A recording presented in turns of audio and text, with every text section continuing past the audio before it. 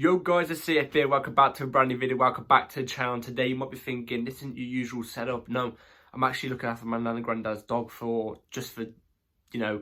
whilst I'm here right now. Obviously night, I've still got work, and the reviews will be back to normal after the game tomorrow, which we're going to be talking about today. The match preview for Everton versus Chelsea, and I can't even lie guys, I am dreading it. Absolutely dreading it. We're going to get into it after I just doing this this quick thing. So before we get into the video, please like, subscribe, hit the bell notification so notified every time I load a video. Also, first link in the description, my second channel, so go and check that out. It'd be very much appreciated. And also, I'm going to leave a link to my Kick channel, which will be coming. I think I'll start live streaming around just after Christmas, around 28th, 29th of December. So yeah, I need to get my PC and stuff out to stream, so yeah, we've got all that to go. So go and check it out and follow it. You won't want to miss it because there'll be some good moments on there, good streaming moments if you want to go see. So yeah, let's get straight into the video. So Everton versus Chelsea. I haven't got my usual setup, so I haven't got my laptop or anything like that. I'm doing it straight off the dome. Haven't got any facts with me. I'm going straight off the dome. So today it is Sean Dyche versus Pochettino. Oh, tomorrow, Sean Dyche versus Pochettino. Everton versus Chelsea, and we have just come back off a 2-1 loss to Man United at their ground. So again, we're travelling away. We've had about 2 days break. We're travelling away again. That's football. So I don't want to see Pochettino, if we do lose tomorrow, saying, "Oh, it's bad fatigue," because other teams have had to do it, especially the ones in the Champions League, like teams like United. Because that United performance that we played against them was fucking shit. It was unbelievable. One of the worst first half performances I've ever watched in my life. I can't really judge the second half because I was at work pretty much for most of it. But one of the worst first halves I've ever seen in my entire life as a Chelsea fan. It was abysmal. The amount of space we gave them at their ground with their fans to get pumped. We were scared. And I'm going to take a quote off Mark Goldbridge's thing. The players, literally, if you looked at the players, it's like looking in a dog's eyes after they've had a shit. No, why they're doing a shit. Do you know what I mean? They're straining, you know what I mean? It's like bulged eyes, you know what I'm trying to say? They didn't know what to do. And they let the pressure get to their heads. And at Chelsea Football Club, you cannot be letting that happen, because we should be the pressure makers. We should be absorbing the pressure and loving it, loving the hate, do you know what I mean? This team don't like that. This team don't like the fight.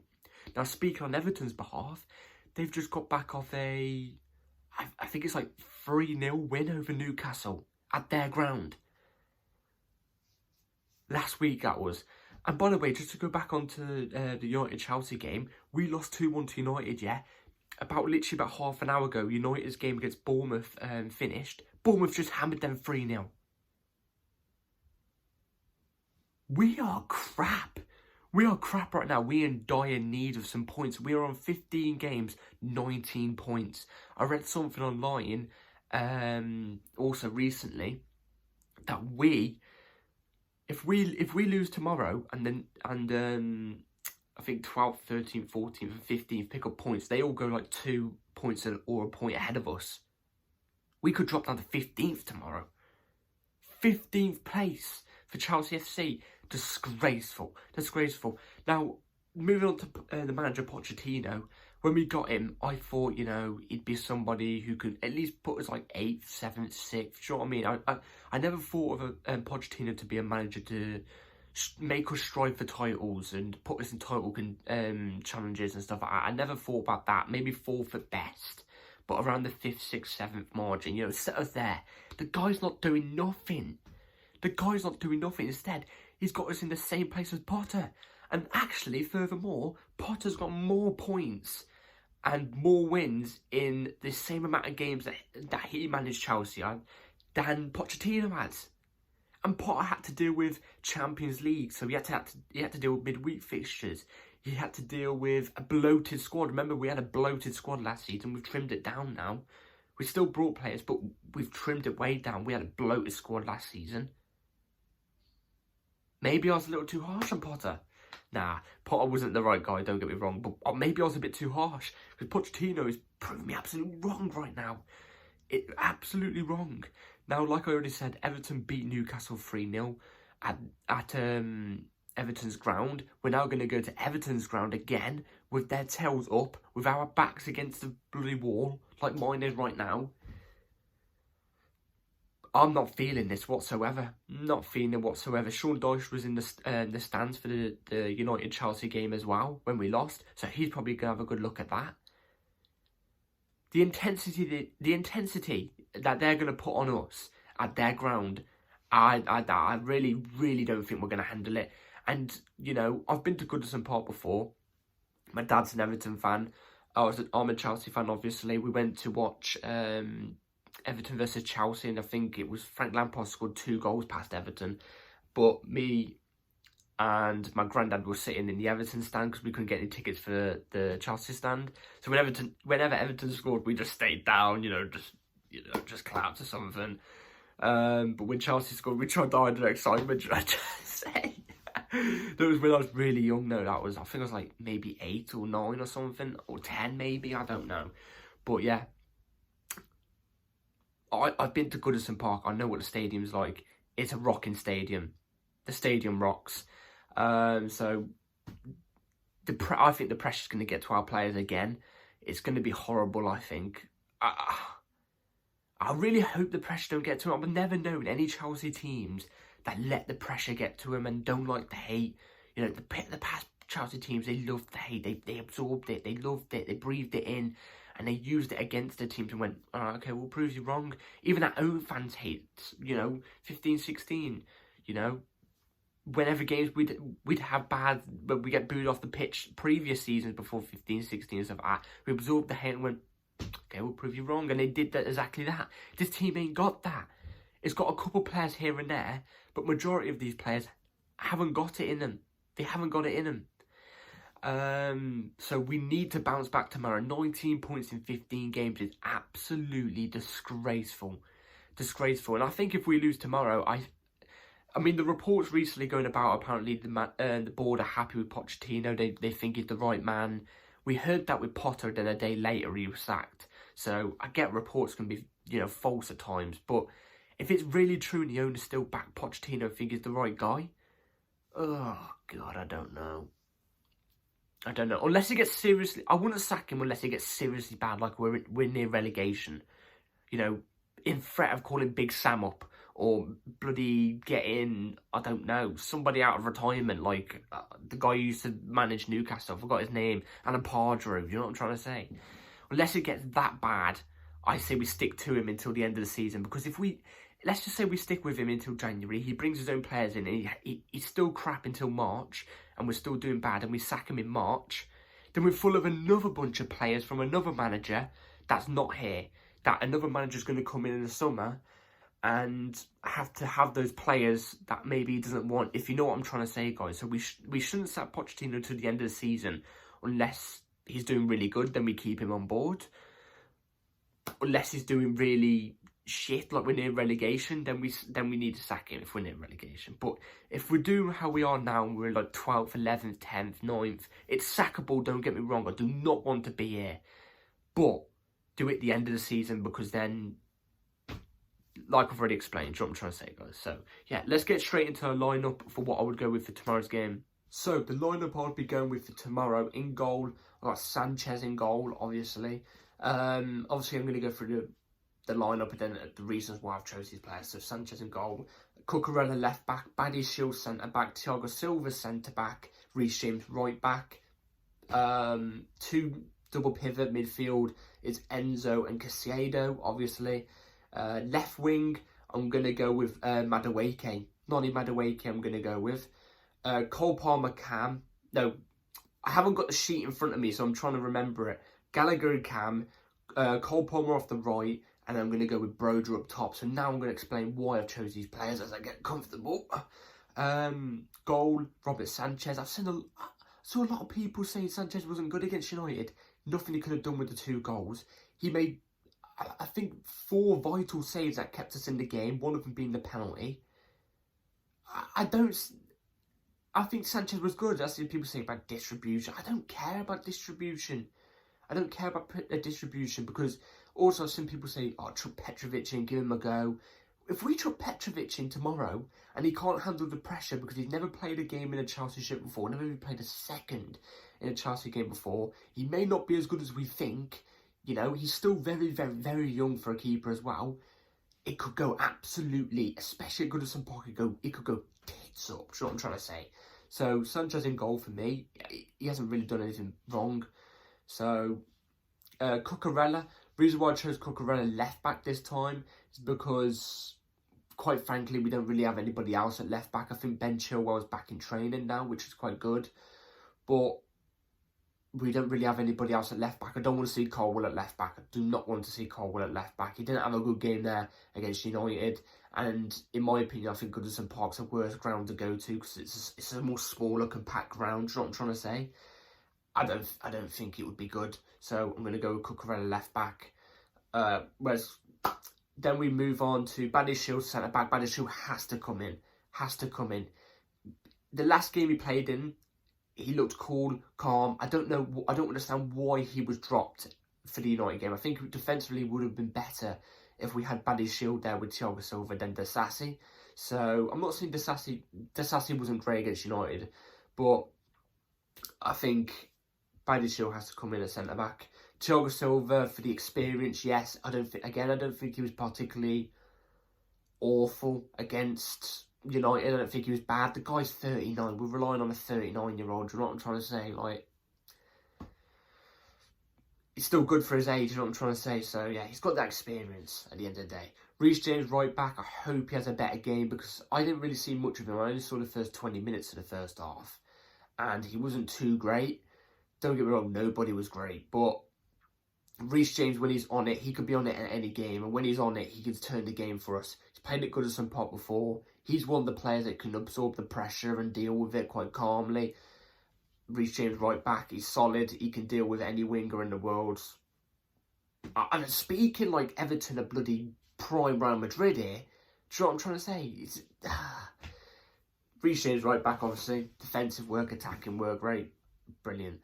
Enzo Caicedo, they need to do better this time. Now, I actually think when Lavia comes back, I think we should switch to a 4-3-3 maybe, because what I've noticed with Caicedo is, now I've looked back at it, with his Brighton team, and when he plays for Ecuador especially, he plays as like the Kante role, the box-to-box. He can do the low DM role. And he can do a double pivot DM role, if you're not trying to say like he's doing right now. He can do it, but his best position is box to box, like a Kante role, you know, or ball winning midfielder. I don't know. It's one of the two. I can't think straight, but it's one of the two. His best role is that getting up, sweeping the whole pitch. That's his best role.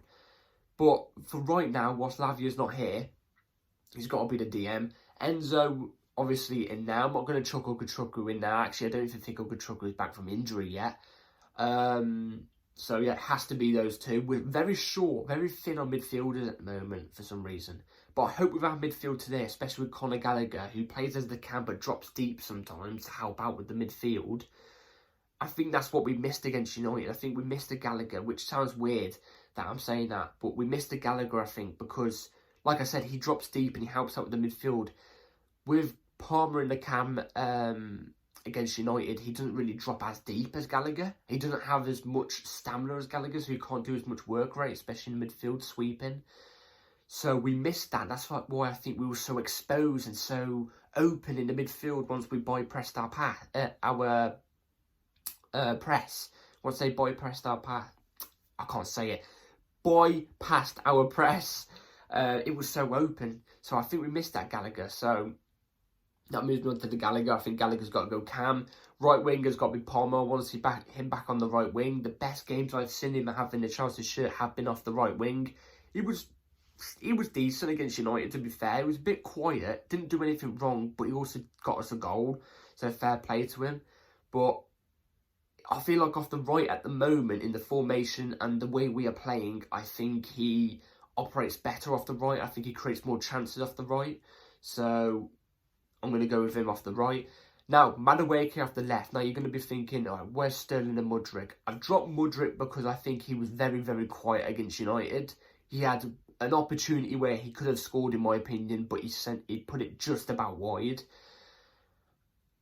I'm just not too happy with Mudryk at the moment, I'll be honest. I get he's got that dangerous pacing behind it, can threaten anybody.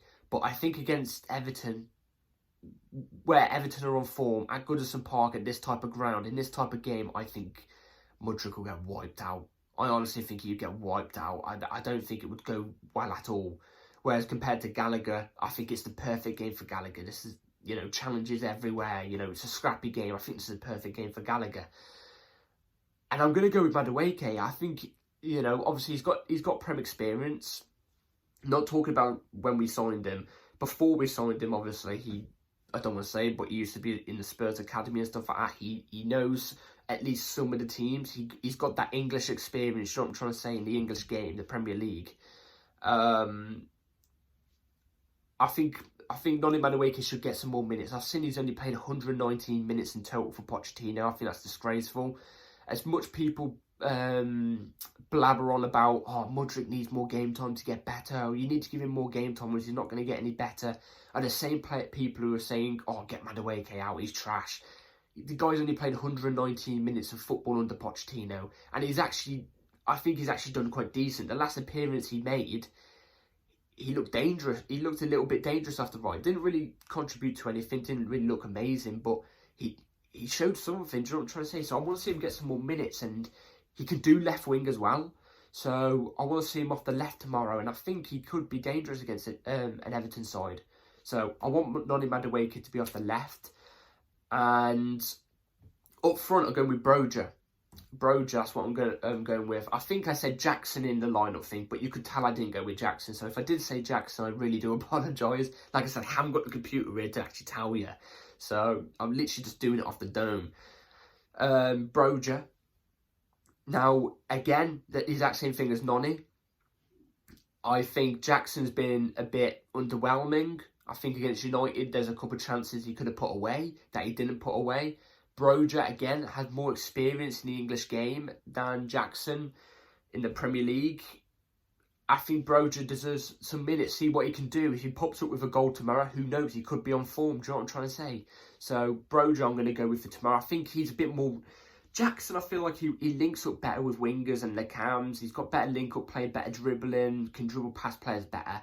But I think in a game like this, you need somebody who can just stay in the box, someone tall who can slap their head on crosses, who can get to their crosses.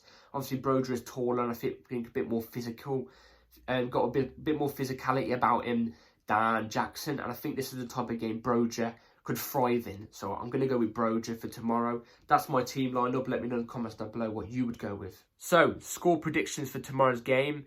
Everton versus Chelsea. Premier League match day 16.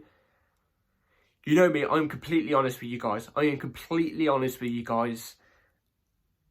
I can't believe I'm going to say this. I think it's going to be Everton 3, Chelsea 1. I think it's going to be Everton 3, Chelsea 1. And I think it'll be 1-1 by half time, but I think I don't think we're going to play well the whole game, don't get me wrong, but I think we'll just about keep it a 1-1 at half time, but I just think it's going to go completely downhill at the second half. I think the pressure's going to get to the players of, you know, how close the fans are in the Everton ground. With Everton's tails being up, you know, them having that -10 point deduction, you know, them wanting to get their points back, us with our backs against the wall at their ground. I just don't see it going well. I just don't see it going well. Also, I do think there's pressure on Pochettino, so I think that's going to get to him as well. Also, I've got a quick thing I forgot to say in this video. If Everton didn't get that -10, if Everton didn't get that -10 point deduction, they would have been on more points than us by now. They would have been on more points than us by now, and if they win tomorrow, they would have been on like five points ahead of us.